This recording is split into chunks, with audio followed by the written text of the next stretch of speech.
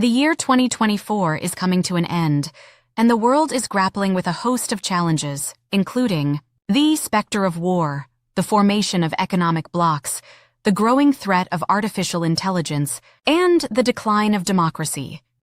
Thank you so much. Definitely, humankind faces great challenges. Just to name a few, the challenges that the digital age and artificial intelligence bring to any generation, but in particular for the young generation, or how to tackle our environment in terms of sustainability, how to create an environment in our economy and life in general that is sustainable, or what can we do with the health and the aging society, how to preserve our health going forward.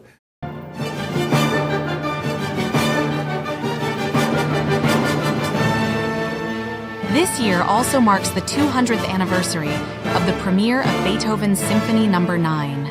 Beethoven's Ninth Symphony was first performed on May 7, 1824, at the Kartnertor Theater in Vienna, Austria.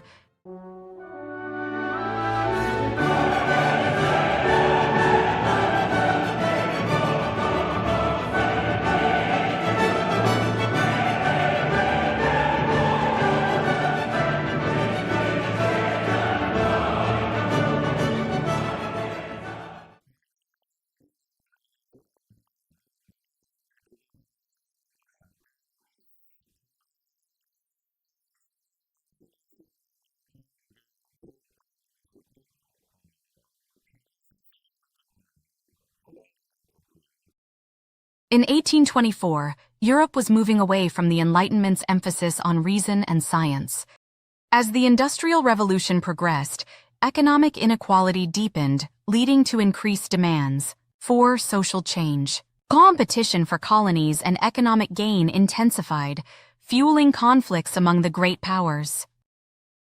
Even as he faced the debilitating loss of his hearing, Beethoven sought to offer hope to humanity through his music during these tumultuous times. This reflects the human spirit's desire to overcome challenges in a rapidly changing world. However, not everyone agrees with this interpretation. I'm a lawyer at Baker McKenzie KL Seoul office, and my practice area is international arbitration. And I wrote a textbook on international arbitration, and I also wrote a book on classical music as a passionate classical music lover. Between law and classical music, they are very similar between two areas. Yeah, because law is based upon logic, and in my view, classical music is also based upon certain logic, law of harmony and others. And the interpretation is required, both in law and also in music. And interpretation is what I am doing on a regular basis.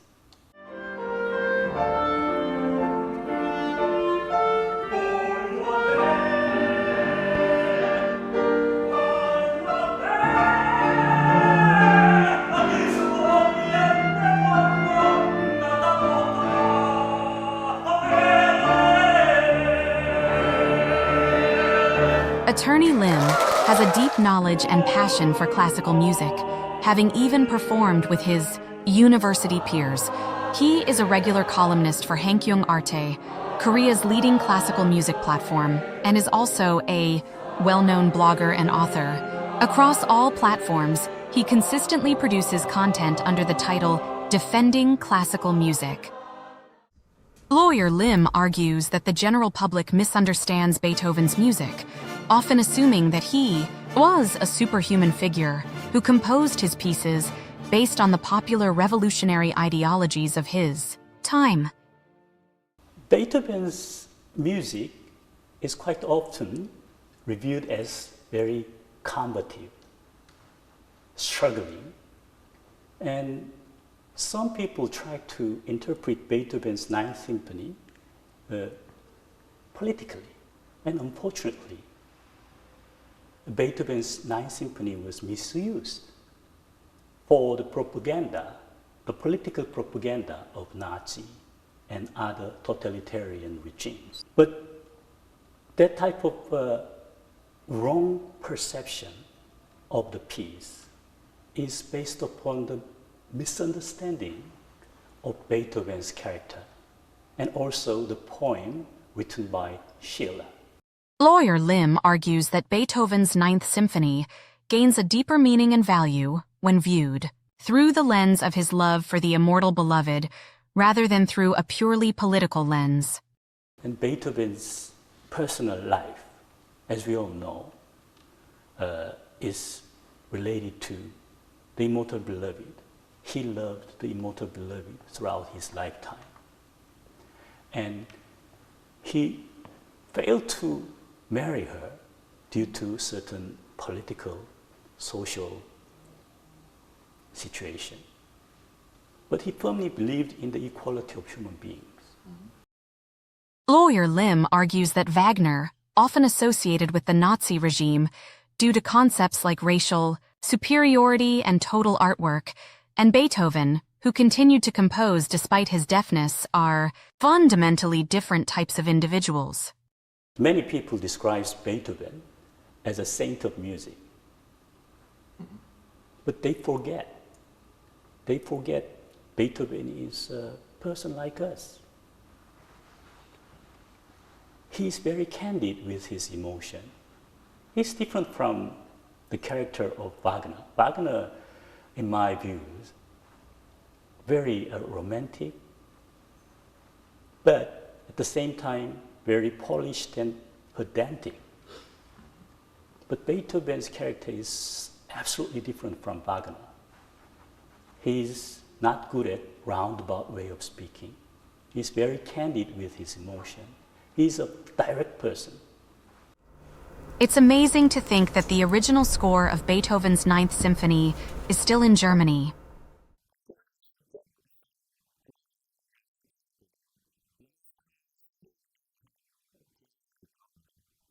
Das ist die Partitur von Beethovens 9. Symphonie, dessen Uraufführung sich jetzt zum 200. Mal jährt.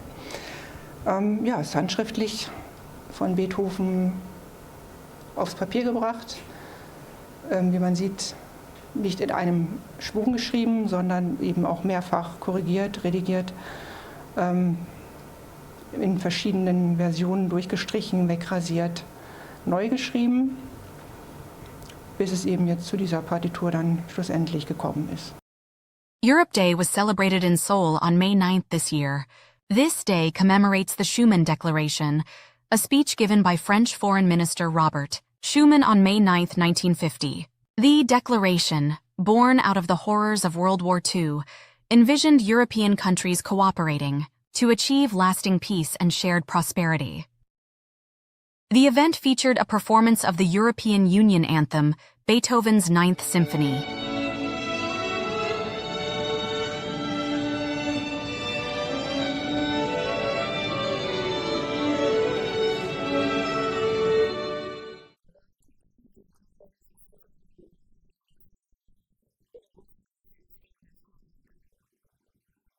National anthem, it's rather a multinational anthem because it's for the whole European Union. And there is a text to it, a poem, which says that in good faith, different human beings can unite. And at the time of the founding of the European Union, that was after the Second World War, and the First World War and the Second World War took huge toll on Europe. Material losses, human losses, and at that time people searched for something that unites us. And obviously music was something, and Beethoven is one of the greatest personalities in music. What lessons can we take away from Beethoven's Ninth Symphony today? And what kind of inspiration can we draw from it? It means a lot. Classical music has always been a kind of entertainment or source of of energy for a smaller part of the society. But out of classical music, many other types of entertainment and music sprang off. Classical music actually, and music in general, makes us human beings. If you think about what differentiates us from other living beings, humans, we can talk, speak, and also music. Because music is a language that is international, through which we can understand each other. Sometimes, although we are rational beings, but sometimes we have emotions, but we cannot express truly. And at that time, what you need, either a hug or some music. I guess that hope for the unity with the personal love, and also the unity of all human beings, all mankind, as a brother. Beethoven, who endured a harsh era with his unwavering love for the divine and humanity, inspires us to hope for a world filled with even greater love in the coming year.